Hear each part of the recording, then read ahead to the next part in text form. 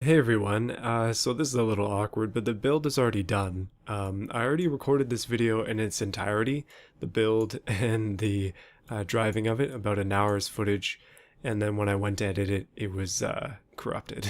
So may it rest in peace, but you know what? I'm not going to let that kill me. I'm going to try again here. I'm not going to be remaking this car, but I'm just going to go through the build to show you what I've done. I'll tell you a little bit about it, then we'll take it into Beam and drive it around a bit. We'll take the opportunity as well to fix some of the issues that it had. It just had a few small things that I know it needed some touching up here and there, just to make it a little bit more drivable. But other than that, there's no like complete build this time. So basically, what happened was I took the classic car that I made a long time ago, the unmarked police car, and I kept basically everything here the same. Like none of this has changed. The engine itself has not been changed. It's not a great engine, but it works for this. It doesn't need to be crazy. Yeah, it only makes about 284 horsepower, but honestly, that's not that bad. It's gonna be fine. I know from experience now. But basically, I just blacked it all out, added a ton of fixtures to it, lights, a winch, unnecessary shaker scoop. It's lifted, it's got bars all over it, machine gun with a turret, lots of storage space, lots of fuel. Yeah, it's really decked out for the apocalypse, and spend a lot of time on this, but yeah, that's the result. In the drivetrain, one thing that I made a mistake in before is that I made the spacing way too high, and that kind of screwed it up, as you can imagine. Also, it doesn't need to be a manual. We'll just make it an advanced auto. But I was going to four-wheel drive swap it, but I decided against it, just to be a little bit more on the realistic side. Realistic is the same thing as a minigun on the top of it, you know. So that should help a lot with the wheel spin. Hopefully the wheel spin on this car was not particularly good, but it seems like it's back down to manageable levels. Made it have wider tires, bigger wheels, better brakes. Not much has really changed in this sense, but there you go. That's the build. Okay, let's go ahead and try it in Beam. Alright, so here is what the car looks like in Beam. Now I must confess I'm trying something different.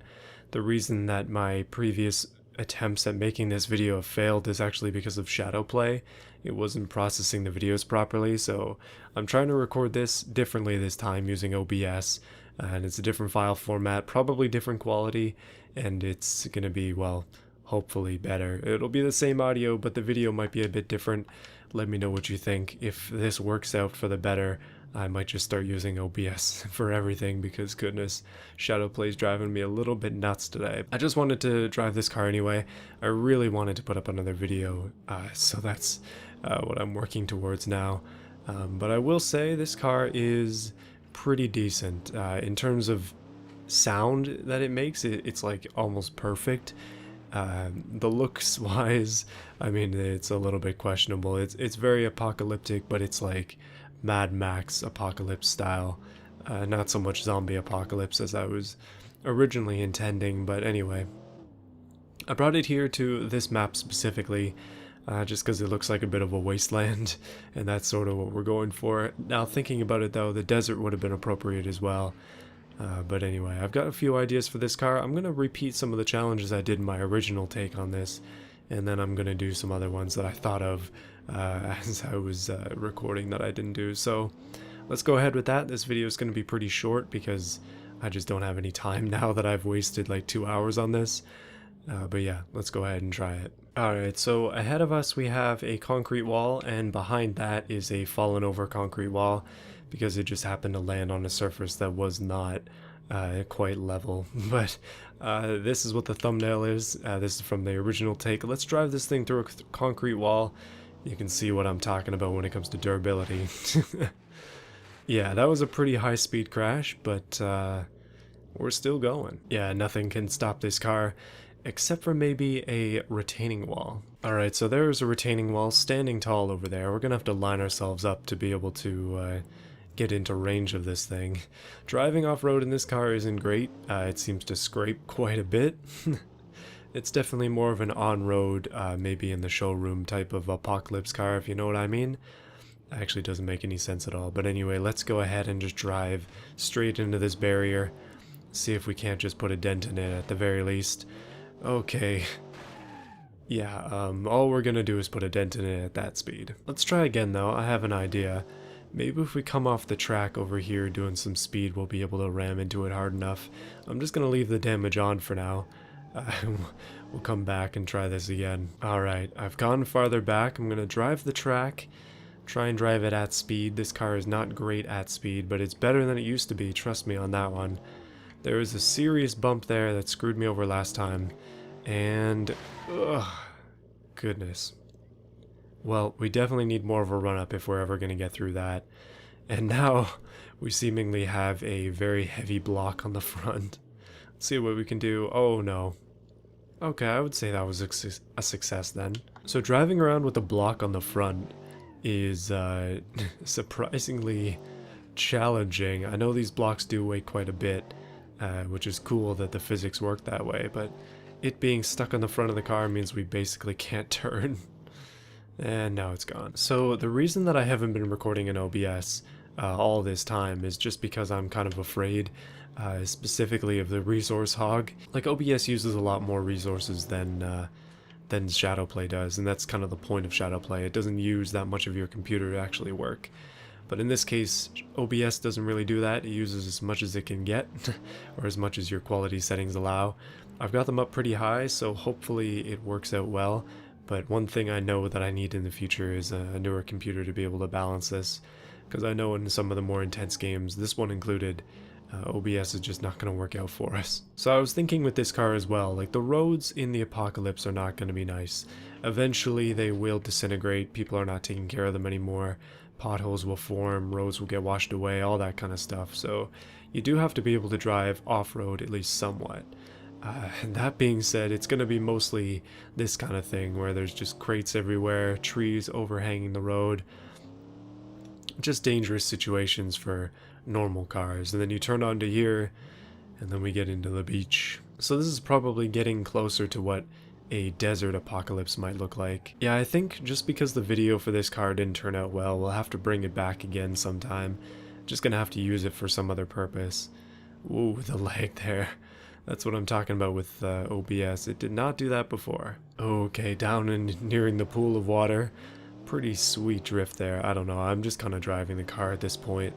However, I do have an idea. Why don't we try and hook up a trailer of some kind? Maybe put something in the back of it. So I put a really long car trailer on the back of this, which is 100% a mistake. But let's go ahead and try to put a car on there as well. I always struggle with this, but I don't know, even if we pick something small, like I've got a lot of cars in here. Okay, maybe not that small. Alright, we'll create a scenario for this one. You're trying to save your grandfather's prized possession, using your grandfather's previous prized possession.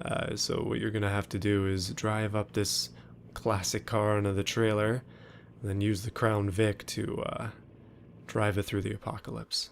Try and keep it safe at the very least. Alright, it is absolutely not strapped down, but we're gonna turn on the engine and go for a drive. Let's see if we can do it. Generally speaking, these trailer things do not go well. The physics in this game are just a little janky when it comes to hitches. Alright, pretty rough terrain so far, but doing okay overall. I can definitely hear the hitch scraping on the ground here and there. The node for it seems to have broken significantly with the weight of this car on there. And I think I just found that ramp I was looking for earlier. That was some really poor timing. Alright, how about we go with an empty trailer this time and not jump over that ramp. Maybe it'll turn out a little bit better. Basically, I just wanted to see how it handled with a bit of weight on it, but I don't know, this car's pretty heavy already. And there's the car in question, but we'll just avoid that for now. Goodness, this car does not handle well in the slippery conditions. Slippery being sand. I know it does have off-road tires, but it's just not a great performer in general. Alright, I let the trailer go. This time it needed to be a worthy sacrifice. We couldn't carry it with us forever in this apocalypse. Maybe we can try some sand crawling though to try and get back on the road? Or test the waterproofness of the back? Alright, I know this has been a bit all over the place and I apologize. Don't worry though, as long as this works out properly, the next video will be good. As long as OBS can work out for me, then I'm just going to keep using that. But anyway, yeah, I just want to thank those who have chosen to support the channel, specifically Canadian Steel, Boris Ramirez, Slow Fried Chicken 69, and Overlord. Thank you so much for your support. All of these donations go straight towards buying a new computer, which I hope to do once again in January. And hopefully by doing that, a lot of these issues will be avoided, because my goodness, they are a pain in the butt. But anyway, it's fun to continue to make these builds. We'll try and give this car a bit of a retribution because this video didn't turn out great, and I apologize for that. But don't worry, coming up later on this week, we'll be getting into some more off-road stuff, and this car will definitely be making an appearance. Anyway, I'll see you then.